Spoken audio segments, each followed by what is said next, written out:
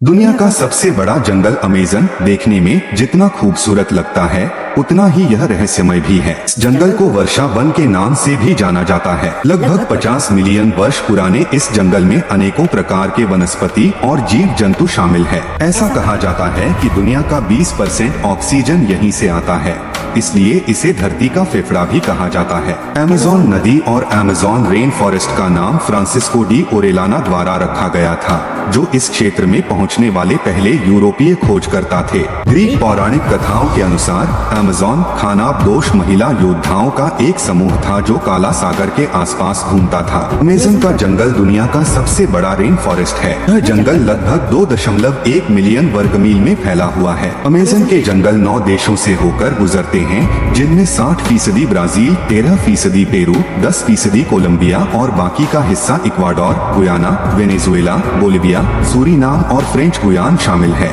दुनिया की 20% से अधिक ऑक्सीजन अमेज़न वर्षावन द्वारा उत्पादित की जाती है। दुनिया के 80% से अधिक भोजन की उत्पत्ति अमेज़न वर्षावन में होती है। वर्तमान आंकड़े बताते हैं कि अमेज़न वर्षावन का लगभग 17% पहले ही नष्ट हो चुका है। अमेज़न वर्षावन में लगभग 400 से 500 स्वदेशी जनजातियां रहती हैं। अमेज़न वर्षावन में पौधों, कीड़ों और जानवरों की लगभग 10 मिलियन प्रजातियां रहती हैं। रबर का पेड़ अमेज़न में सबसे आम पेड़ों में से एक है। अमेज़न रेन फॉरेस्ट दुनिया में मेंढकों की सबसे खतरनाक प्रजातियों में से एक यानी ज़हर डार्ट मेंढकों का घर है। अमेज़न का लगभग 1.5 एकड़ क्षेत्र हर 1 सेकंड में लुप्त हो जाता है और इसके साथ ही हर दिन औसतन 137 प्रजातियां विलुप्त हो जाती हैं। अमेज़न नदी दुनिया की दूसरी सबसे लंबी नदी है और यह अमेज़न वर्षावन से होकर बहती है। अमेज़न वर्षावन में दुनिया की सबसे समृद्ध वनस्पति है। यहाँ एनाकोंडा, जगुआर, रील आदि जैसे कई घातक और जहरीले जानवर पाए जाते हैं। ऐसा माना जाता है कि यदि तापमान में 3 डिग्री की भी वृद्धि होती है